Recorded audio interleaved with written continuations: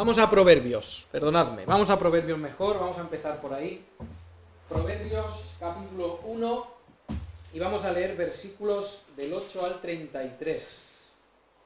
Lo voy a leer yo, para darle un poco de agilidad al texto y a la lectura, lo voy a leer yo. Dice así el Señor en su palabra, Proverbios capítulo 1, versículo 8. Oye, hijo mío, la instrucción de tu padre y no desprecies la dirección de tu madre, porque adorno de gracia serán a tu cabeza y collares a tu cuello. Hijo mío, si los pecadores te quisieren engañar, no consientas. Si dijeren, ven con nosotros, pongamos asechanzas para derramar sangre, acechemos sin motivo al inocente, lo tragaremos vivo como el Seol y enteros como los que caen en un abismo. Hallaremos riquezas de toda clase, llenaremos nuestra casa de despojos. Echa tu suerte con nosotros, tengamos todos una bolsa. Hijo mío, no andes en camino con ellos, aparta tu pie de sus veredas, porque sus pies corren hacia el mal y van presurosos a derramar sangre. Porque en vano se tendrá la red ante los ojos de toda ave, pero ellos a su propia sangre ponen asechanzas. Saltamos al 25.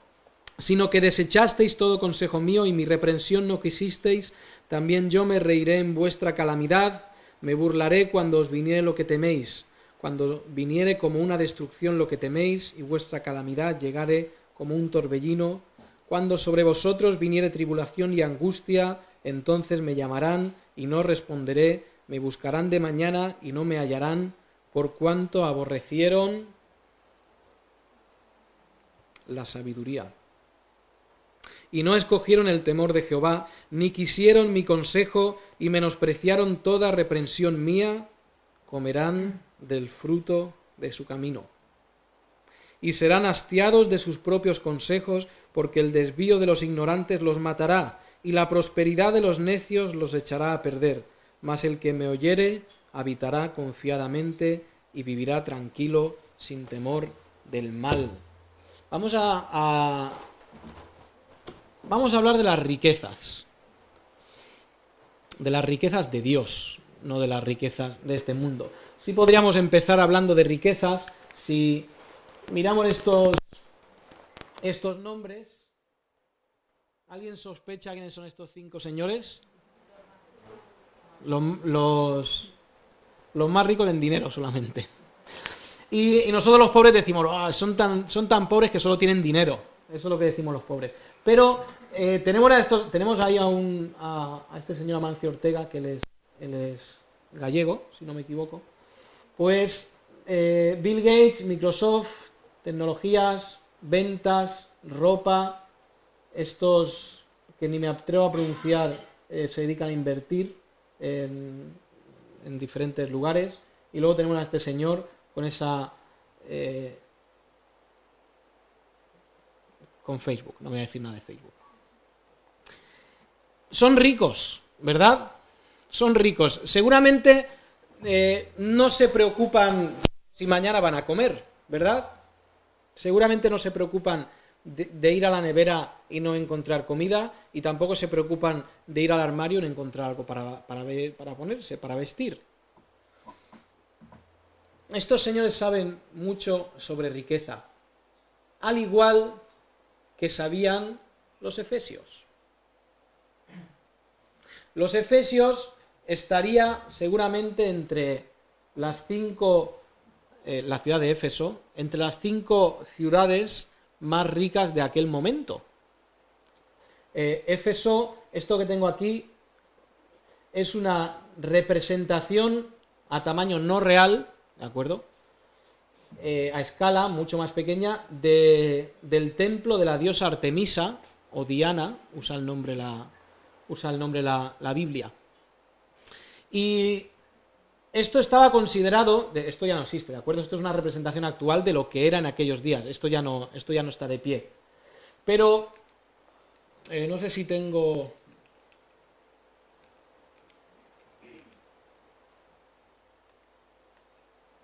Uy, qué animado está esto.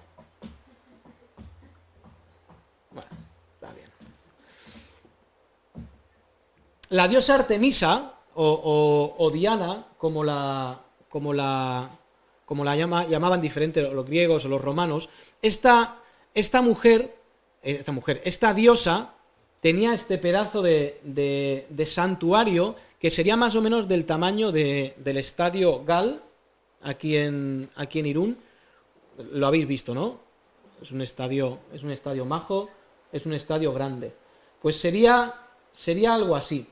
Y el que compuso eso de las 7 maravillas de la antigüedad, que yo creo que todos lo habréis escuchado, eso de las 7 maravillas antiguas, el señor que compuso eso dijo que este templo, con mucha diferencia, sobrepasaba la maravilla de las otras maravillas mundiales, porque era algo espectacular. La ciudad de Éfeso, si me acompañáis al libro de los Hechos, para daros una pequeña gotita de cómo era la ciudad de Éfeso y cómo sería la iglesia en Éfeso, también eso es lo que nos interesa. Si vamos a Hechos 19,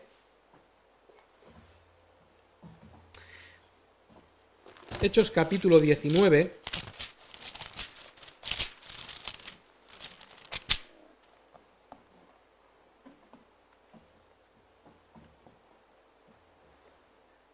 fijaos que tenemos esa famosa escena, venga, en el 18, para no perder mucho tiempo. Dice, y muchos de los que habían creído, 17, y esto fue notorio a todos los que habitaban en Éfeso, así judíos como griegos, y tuvieron temor todos ellos, y era magnificado el nombre del Señor Jesús. Y muchos de los que habían creído venían confesando y dando cuenta de sus hechos. Asimismo, muchos de los que habían practicado la magia trajeron los libros y los quemaron.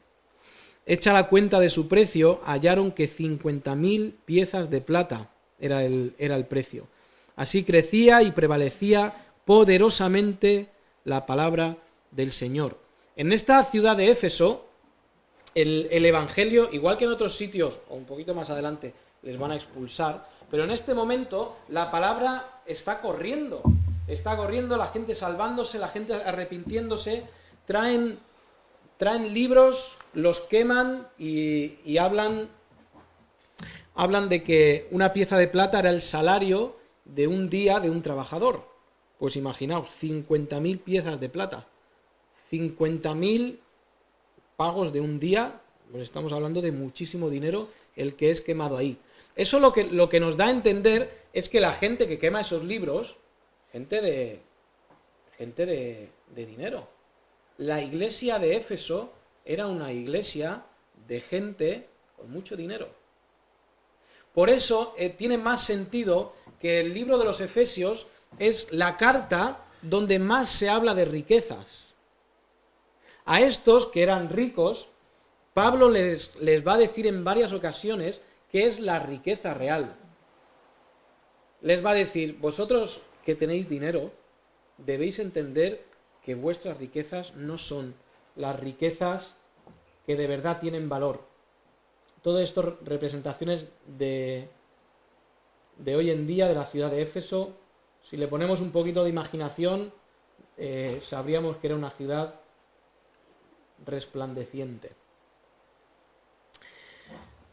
Cuando vamos al libro de los Efesios, ahora sí, vamos al ese capítulo 1, libro de los Efesios, capítulo 1.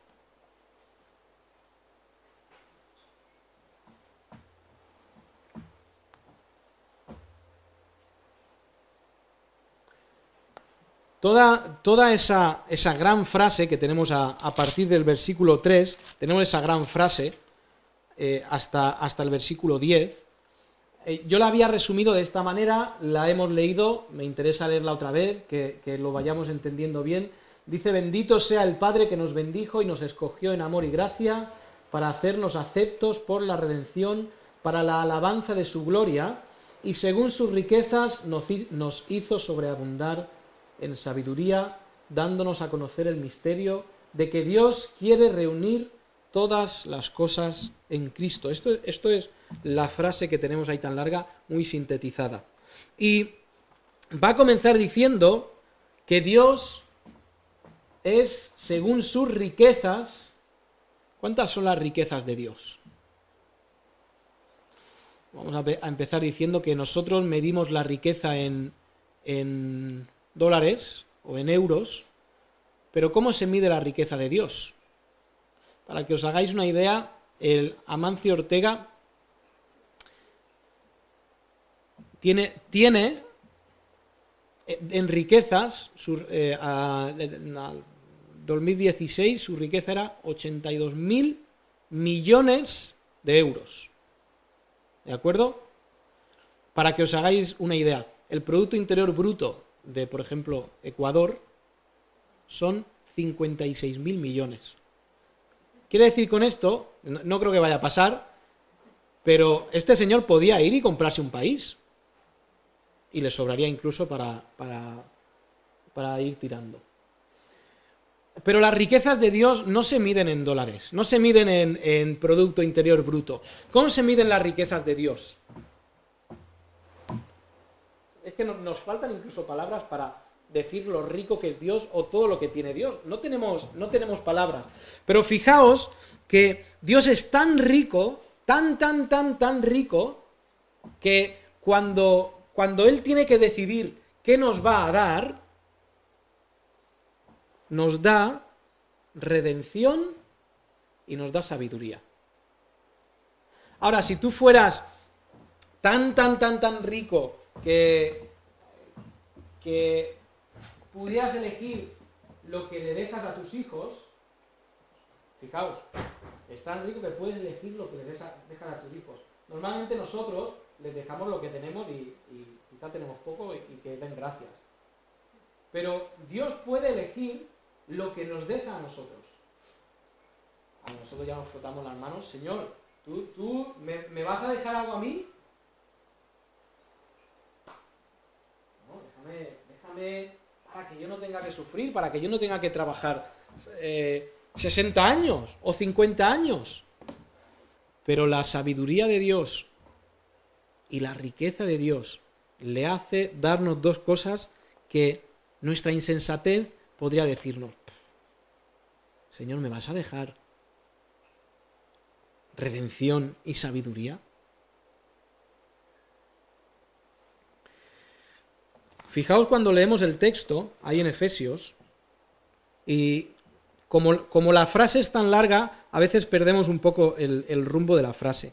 Pero en la frase, fijaos que dice, versículo 6, para alabanza de la gloria de su gracia, con la cual nos hizo aceptos en el amado, en quien tenemos redención por su sangre, según las riquezas de su gracia, y sigue diciendo que hizo sobreabundar para con nosotros. ¿Qué es lo que hizo sobreabundar para con nosotros? Lo va a decir después. Sabiduría e inteligencia. Las riquezas de su gracia nos dan redención, nos dan sabiduría. Las dos cosas que nosotros necesitamos para vivir. ¿Sí? La gracia, dice ahí que según la gracia de Dios nos dio estas cosas. La gracia siempre es algo, y entendámoslo de esta manera, siempre es algo inmerecido. Cuando tenemos la palabra gracia a lo largo del Nuevo Testamento, también en el Antiguo, pero sobre todo en el Nuevo Testamento, es algo que nosotros no merecemos y hemos recibido. Siempre hablamos de la gracia, es un don, un regalo no merecido. ¿Cuánta gracia ha mostrado Dios en tu vida? Lo voy a decir de otra manera que se entienda mejor. ¿Cuántas de las cosas que tienes en tu vida no las mereces? Bueno, ahí ya se complica un poco el asunto. Porque nosotros que somos muy buenos creyentes decimos, no, la salvación es por gracia. Pero mi coche lo estoy pagando yo, ¿eh? La salvación es por gracia, pero yo pago todos los meses mi hipoteca. La salvación es por gracia, pero yo me tengo que levantar el lunes e irme a trabajar.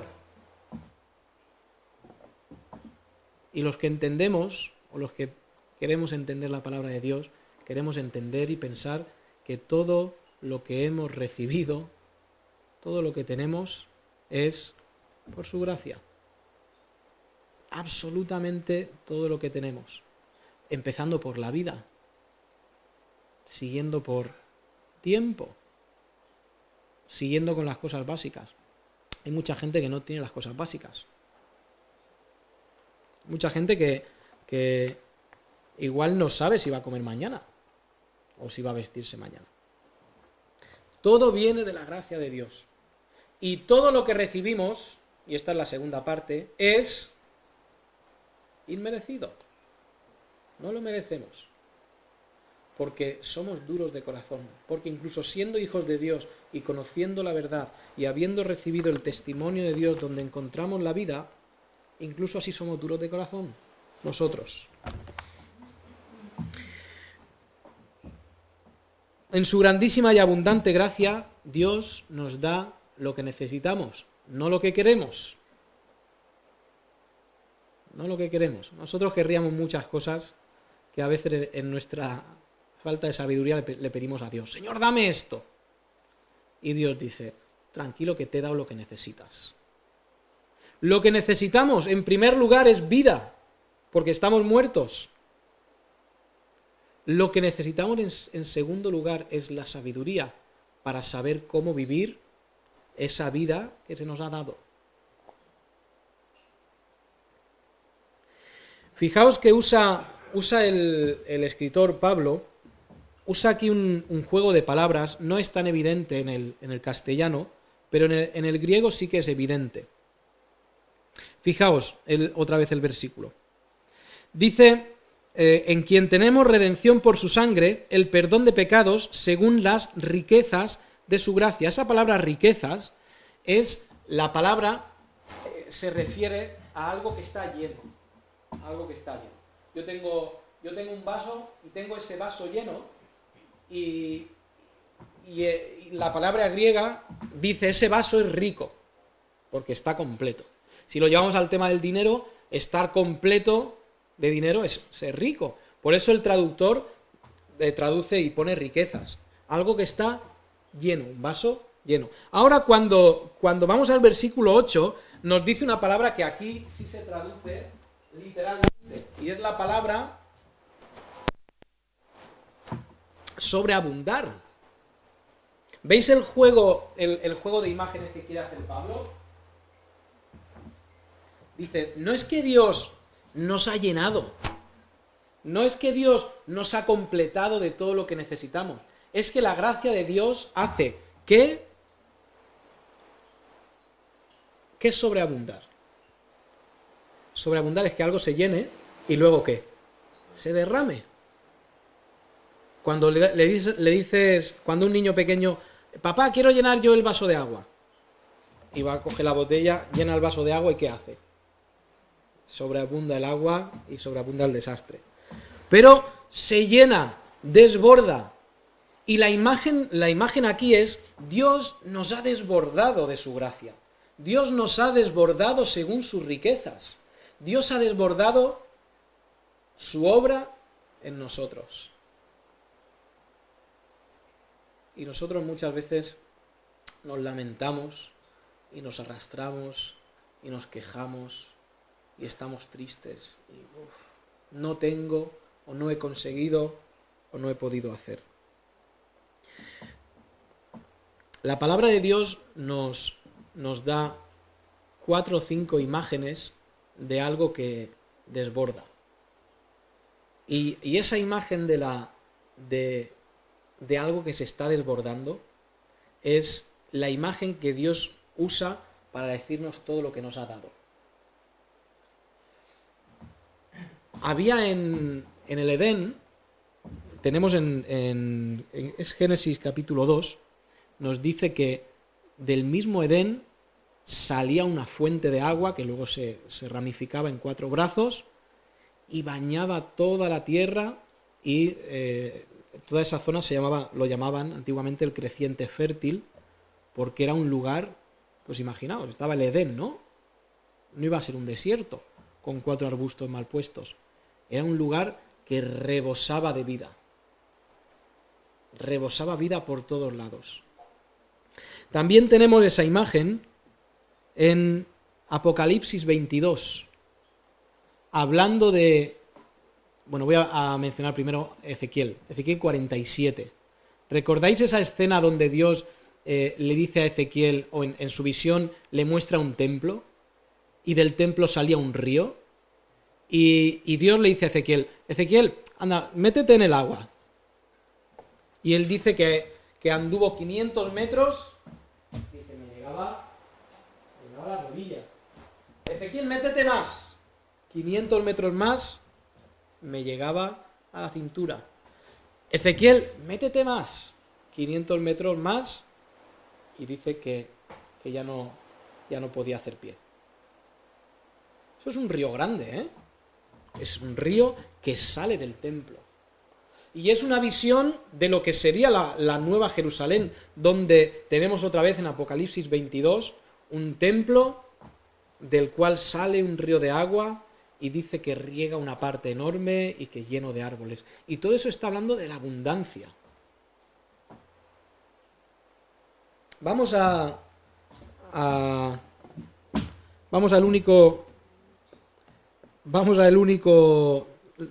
única cita que no he escrito. Así que vamos de memoria a Zacarías. Sí, es Zacarías.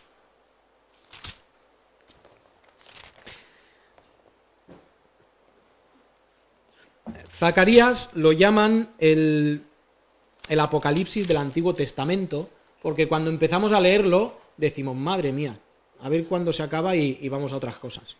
Porque tiene muchas imágenes que nosotros leemos y ¿qué es esto? ¿Qué son estas imágenes? Y vamos al capítulo 4, capítulo 4.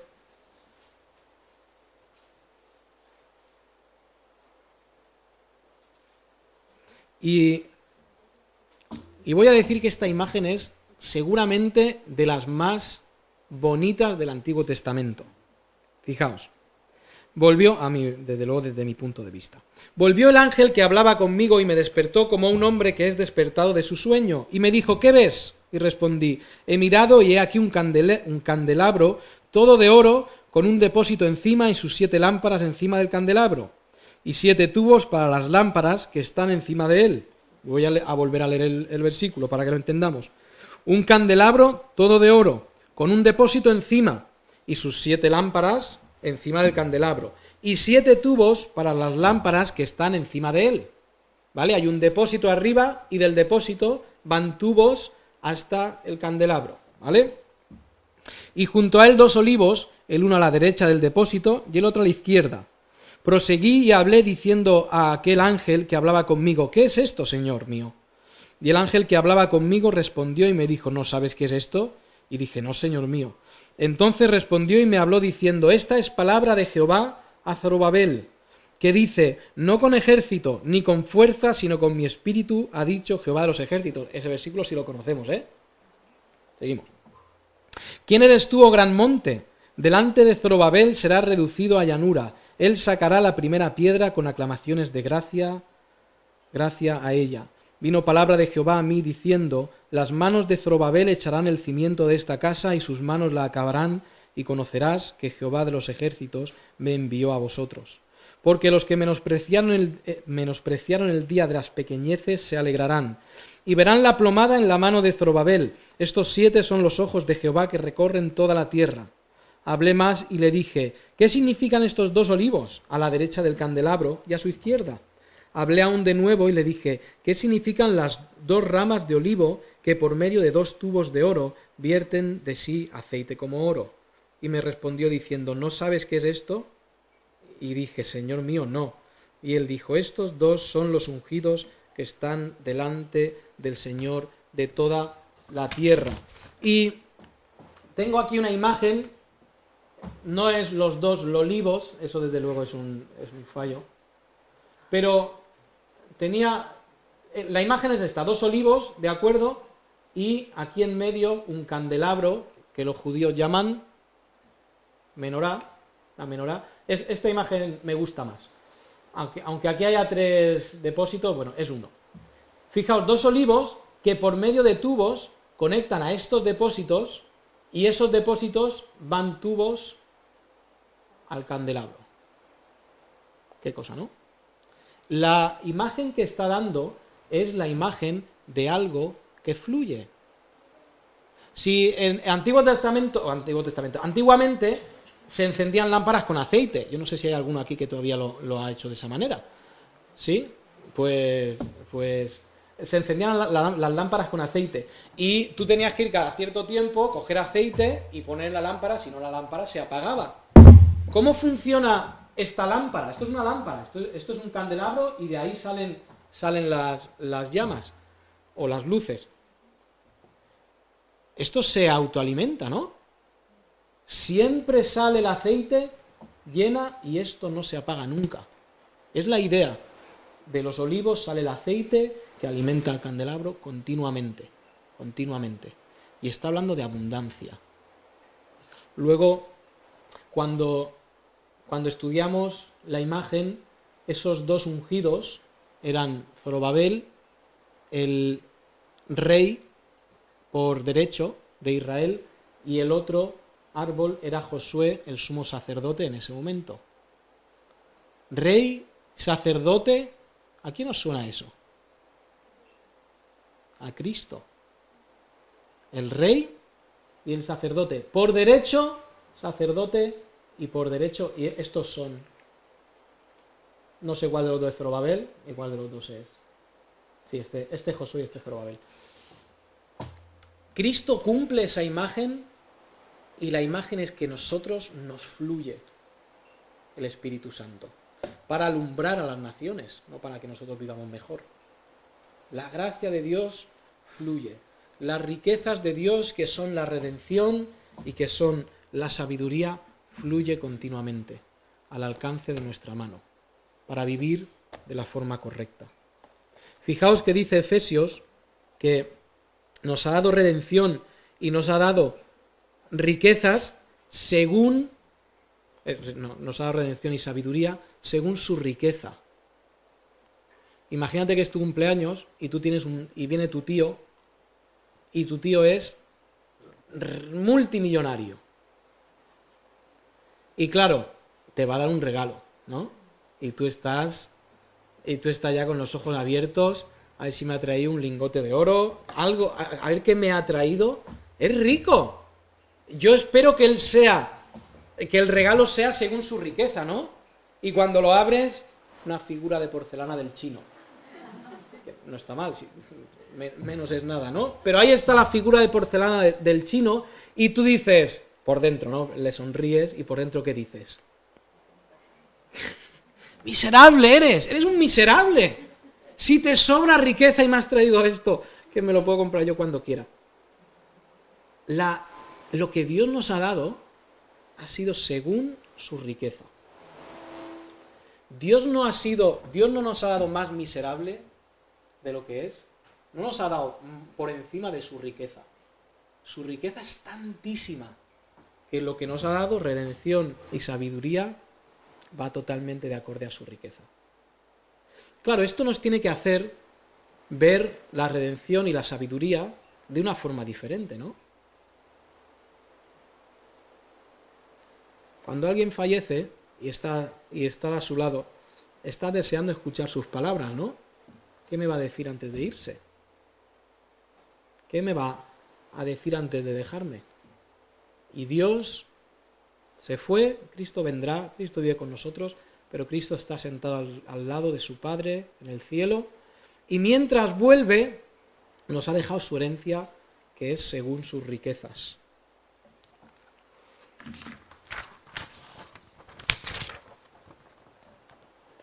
Debemos entonces estudiar la sabiduría valorándola como lo que es. Termino con esto. Hay una escena en el Antiguo Testamento donde Dios le dice a una persona, y esto no ha pasado siempre, pero Dios le dice a una persona, ¿qué quieres que te dé? Pide lo que quieras. Sabemos quién es, ¿no? Salomón. Dios le dice, pide. ¿Y qué pide Salomón? Ahora, nosotros no habríamos pedido sabiduría. Lo siento mucho, espero que no se ofenda a nadie. Y Dios le dice y le responde a Salomón, ¿has hecho bien en no pedir gloria para ti? ¿Has hecho bien en no pedir, no sé si el orden es este, pero has hecho bien en no pedir largos días? ¿Has hecho bien en no pedir que quite delante de ti tus enemigos? Y has hecho bien, creo que esta es la cuarta, en no pedir riquezas. ¿Sabéis? Todas estas 4 cosas tienen valor. Pues ya ves. Gloria, oye, pues somos muy carnales y la gloria tiene su valor, ¿eh? Vivir mucho tiene su valor también. Riquezas tienen su valor. Estar libre de enemigos, un rey, mucho. Ya sabemos los reyes de aquella época, qué rápido los quitaban. Y la sabiduría de Salomón, la sensatez de Salomón le lleva a ver como más valiosa la sabiduría que todas estas cosas. Pues entonces tiene que tener algo de valor la sabiduría, ¿no? No va a ser esta semana, cuando lo veamos. Vamos a hablar un poquito de la sabiduría en las próximas semanas. ¿Somos sabios? ¿No somos sabios? Os dejo con una frase. La sabiduría es ver las cosas de la misma forma que las ve Dios. Es una definición tan general, no me calienta mucho la cabeza. Pero vamos a ver la sabiduría las próximas semanas. Hoy nos vamos ahora al monte en un rato. Nos vamos a ir como gente rica. Nos vamos a ir como gente con abundancia. Nos vamos a ir con el corazón lleno porque Dios en su riqueza nos ha dado algo que nosotros no podemos ni medir el valor de lo que tiene. Vamos a orar. Eterno Dios, nuestro Padre, eres tan rico que no solamente de este depósito fluía abundancia, no solamente de ese templo en Apocalipsis, en Ezequiel, fluía vida, también del huerto de Edén fluía vida, de la peña de Oreb fluía vida, sino que de tu misma cruz, Señor, fluye vida a todos nosotros, vida en abundancia, vida según tus riquezas. Y Señor, haznos entender lo mucho que tú has hecho por nosotros, haznos entender que somos ricos en riquezas espirituales. Ayúdanos o santifícanos, Señor, para que veamos las cosas como las ves tú y vayamos quitando nuestra vista de este mundo y de sus engaños, de sus trampas, para ponerla cada día más en ti. Gracias por todo esto, en el nombre de Cristo. Amén.